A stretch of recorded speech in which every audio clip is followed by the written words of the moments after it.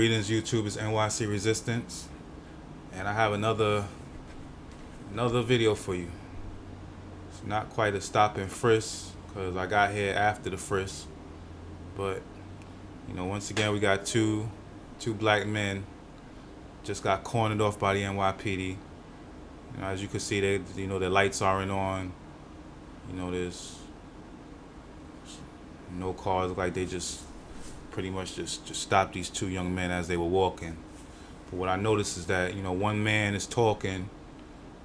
He's singing like a canary, and the other young man is as silent as a mime. And that's one thing when it comes to NYPD: do not talk to them.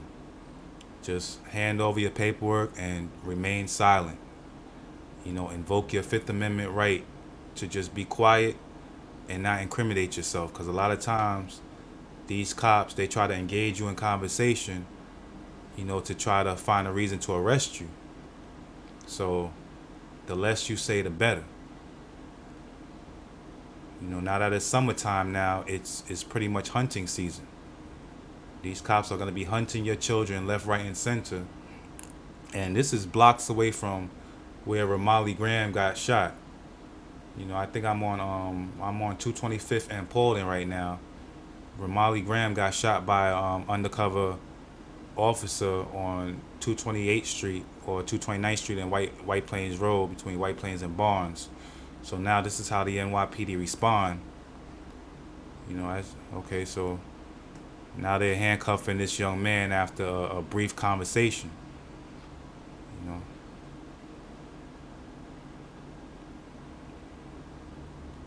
And that's what talking to the police, that's what it will get you. They stopped them. They got their ID and everything like that. And just a whole lot of talking by that guy with the red shirt, while his friend remained silent and just stood there. And now he's trying to explain his way out that situation. Once they put them handcuffs on you, you're going to jail. That's it. There's nothing you can say that's gonna get those handcuffs off of you. You see, and the cop is still there trying to squeeze more information out of him. Where were you? Where you was going? Where you heading to? What happened last week? Any problems with anybody who has the guns? Where do I get the, where do I buy weed at? Just information that's not here to help you. These people, they don't come from Long Island and Queens and parts of Brooklyn to come and keep us safe. They come here to try to get you to help yourself into prison. And that's what all that talking is about. You see what I'm saying? And I sat here and watched them run their ID in the computer, give it back to them, and then stay there and interrogate them on the back of on the trunk of that police car.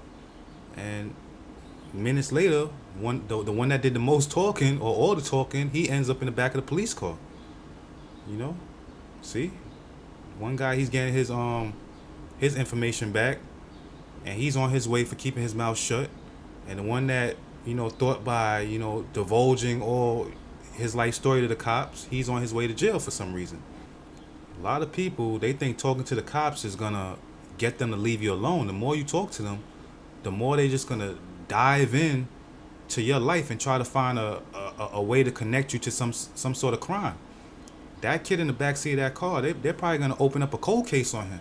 They're probably gonna say, hey, we've been trying to solve this murder for 2 years, and you just implicated yourself in that murder by saying that you was near this particular area on this date. That's the only thing that talking to the cops is ever gonna get anybody. A one-way trip to prison. So I'm at this young man's house that NYPD just stopped him, and they arrested the person he's with. So he was nice enough to bring me to his humble abode and give all of us the lowdown on exactly what happened. Why is his friend now in the custody of the NYPD? So we just came. My man just came to pick me up.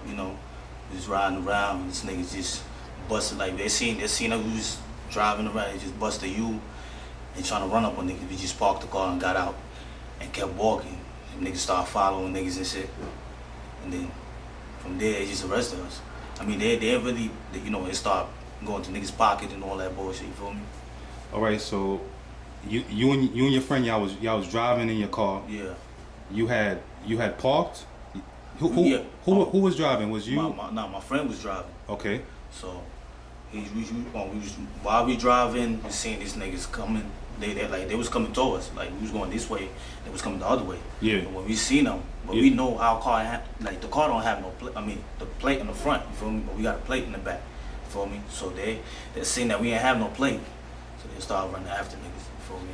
So, what do you mean? There was a plate missing? Yeah, it was the front plate missing. We had a plate in the back. Okay, the plate. You have New York plates or out of state plates? We got out of state plate.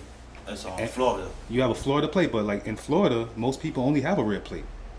It's very common in other states for people to just have one plate. But all right, so they said the reason why they stopped you was because you had only one plate on your vehicle. So that was the reason for the initial stop. Yep. Okay. Oh, so this is the title. Title of the car. I'm trying to show these niggas got the paperwork for the car, whatever. So we good. For me. All right. So the car. I mean, obviously they're thinking the car's stolen or something. But they have a computer. They can easily run the VIN number. They can easily run the plates. They're talking about some next shit. They're trying to take my son to the prison. Since we told them, because they were trying to run his name on the computer and all that bullshit. You feel me? They could have found. I don't know about that, but his name wasn't running through the computer. So they were trying to take him in, try to fingerprints. So his name is not coming up in the computer? That's what they said. Do you know if he has a New York license or a Florida license? I don't know about that. You don't know what type of license he's holding? I don't know right now. But he had ID? Yeah. Yeah, he had one. He had a license. But I ain't really see it because you don't know what state it's from. Yeah. But they basically said his name's not coming up in the computer and they have to take him down to the precinct to fingerprint him to find out if he has warrants or bullshit, that type of stuff. All right, so he's driving a car with Florida plates, so let's assume that he has a Florida ID. So they handcuff him and arrest him instead of giving him the benefit of the doubt. Yep. They just take him to jail.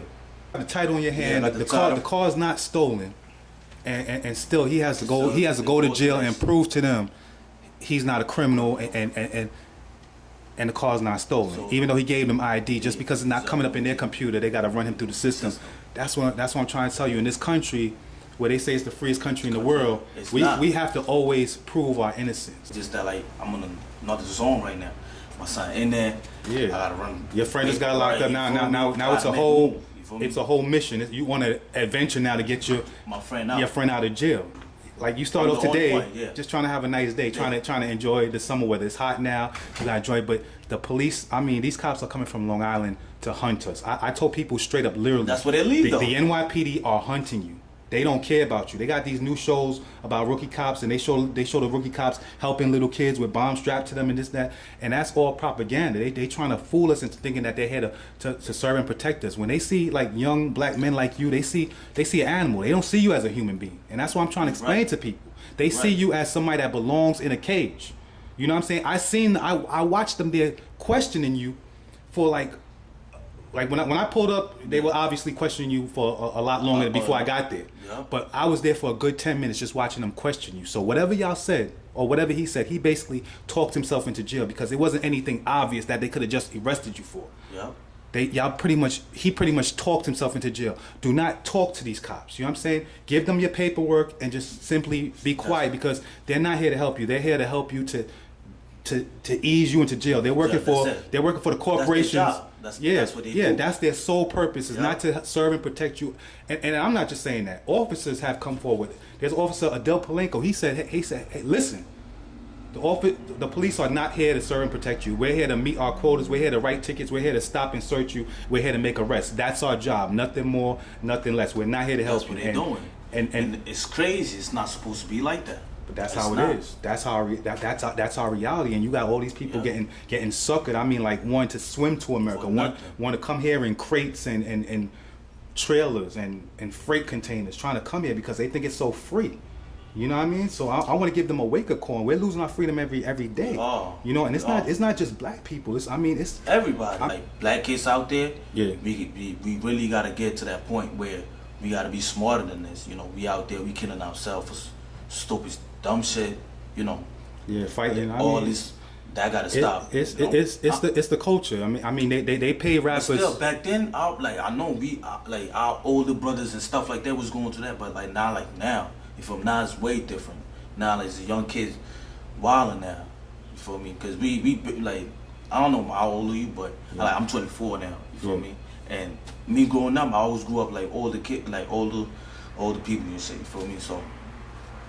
I mean, a lot of us don't have our fathers in our lives. So when you don't have your father in your life, the streets raise you. Rap culture raises you.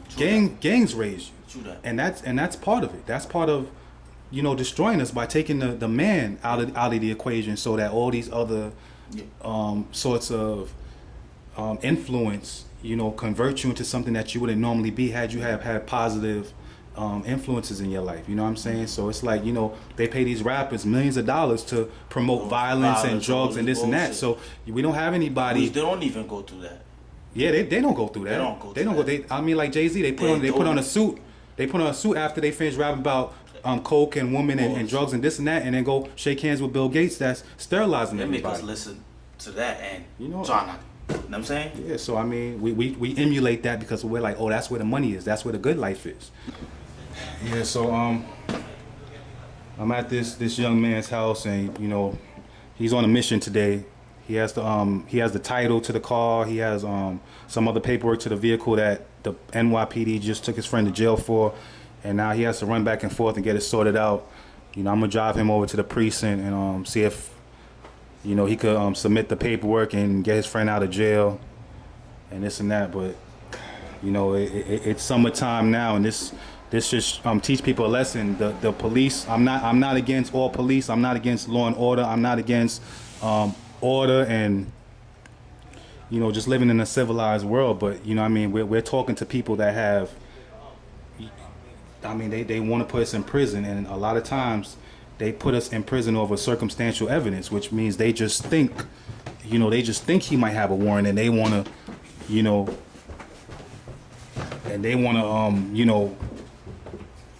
make sure he doesn't have a warrant, instead of just saying, okay, your name didn't come up, go on your way. Give him a ticket for the front plate. Why is that young man in jail?